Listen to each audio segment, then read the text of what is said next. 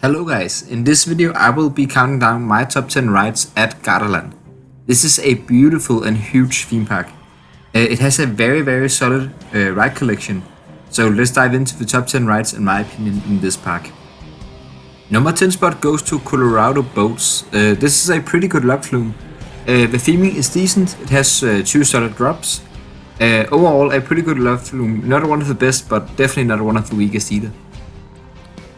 Number 9 spot goes to Shaman. I think this coaster is very overlooked and actually a bit overhated. I think it's because it's cloned and it's not very unique. And also many of these models is probably kind of rough, but this one isn't. It is a little bit rattly, but it doesn't matter because it has the wrist restraints and it's very enjoyable. It's very intense, the double loop is crazy intense. It has a pretty good airtime moment and some very intense corkscrews also, and a good helix over the lake. A very scenic, very beautiful coaster. I don't get the hate, I think it's an excellent coaster. In fact, I almost put it above my number 8 spot, which is Raptor. I think Raptor is also excellent. Yeah, Raptor is definitely not the most well-paced ride. And it also, the restraints of this one kind of suck. The hang time kind of hurts a little bit on this one because the restraints is so tight. The old B&M vest restraints are not the best at all. However, this ride has very good theming, some still good, although a little bit painful hang time moments, and some pretty good positives also. It's also very unique compared to the other wing coasters that I've ridden, with this one having a straight drop. It's still a very good drop, although I do prefer the wing over drop that the newer models have. Number 7, I have Mammut. This is one of the best family coasters I've ever ridden. This is so fun. It has 3 lift hills, so that means 3 different sections. The theming on this one is very good. It's very consistent throughout the entire ride. I have ridden one better mine train, but I hardly classify that as a family coaster. That is Colorado Adventure at Fantasia. But this one is excellent. It is definitely a family coaster. But it's definitely a good one. It has some very good positive forces and some very good levels. And a few pretty good floater airtime moments actually. I have nothing to complain about this ride. It does exactly what it's supposed to do. Number 6 spot goes to Jumanji Adventure. This is an excellent dark ride. I expected not that much from it. I also haven't seen any Jumanji movies, so I'm completely unbiased with this placement. It's an excellent ride. It's very well themed, had a good pre-show that leads you into the ride. Then the vehicle itself moves very much around and actually throws you a bit around. It's actually quite thrilling also. It's very much a scream-based dark ride. However, the screams here works very well and are very good quality. So it doesn't feel out of place at all. Yeah, a very solid dark ride. Number 5 spot goes to Jungle Rapids. This is the rafting of the park, and it's a very good rafting. It's actually one of the better ones that I've ridden.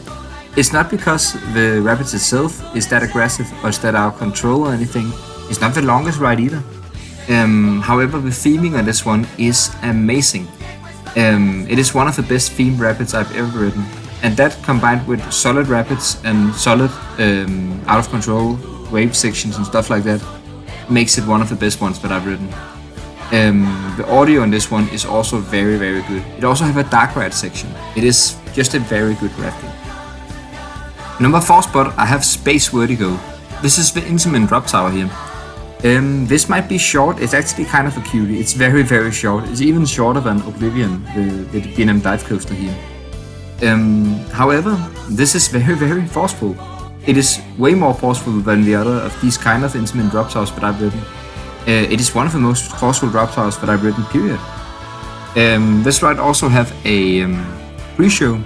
However, I didn't understand anything in this, so it's not really therefore that I love this ride so much, but hey, it had to be mentioned. Number 3 spot goes to Oblivion the Black Hole. This is probably my favorite B&M dive coaster when we talk about the layout. It is very good. Yeah, I think it's because I really like the old restraints, which allows you to more freedom and a little bit more room than the West does. So you can really feel the floaty elements, and this one really have some of them. The drop is of course extremely floaty like every B&M dive coaster. Then the floater hill is also excellent. It feels like a B&M Hyper floater hill, I would say. And then yeah, it have a hardline road, which is also great, gives some amazing hang time. And of course the view of Lake Garda is incredible. Number 2 spot goes to Fuga da Atlantide, or however that is pronounced, I have no clue. This ride took me by a massive surprise. I probably expected this to rank low in the top 10, but this was such a well-themed, well-rounded experience. Yeah, it's basically, the ride itself is basically just 2 lift hills, then a turn, and then a drop, after each of the lift hill. But what makes this is the audio, the theming, and just the pure beauty of this ride. It reminded me a little bit of Chiapas at Fantasia, which is one of my favorite rides of all time. Of course, it's not at that level, but it is excellent, this ride. I highly recommend doing it when you're there, because it might be one that you probably also will overlook when you come here. But I was blown away. This was an incredible experience, and therefore my second favorite ride at this park also. Number 1 spot goes to Osari. This was also the ride that I was looking forward to the most at this park, and it lived up to every expectation that I had about this. It is absolutely incredible. It's one of the best dark rides that I've ever ridden. It seems so low-key when you walk around this pirate area, and you can't see the facade of this ride because it's underground. You can see a boat, and that's it. And that's where you walk in and walk down some stairs, and then you have a beautiful station leading into a absolutely amazing dark ride. It's a long ride, it has some very good effects. It is very heavily detail themed.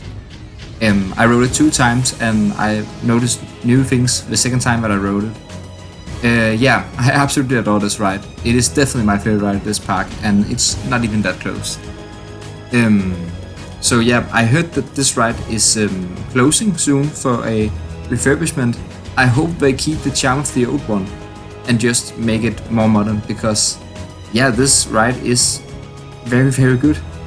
So I hope they keep it yeah, in good shape. Thanks for watching this video. I hope you enjoyed it, and the next one will be from Movieland Park. See you guys, bye.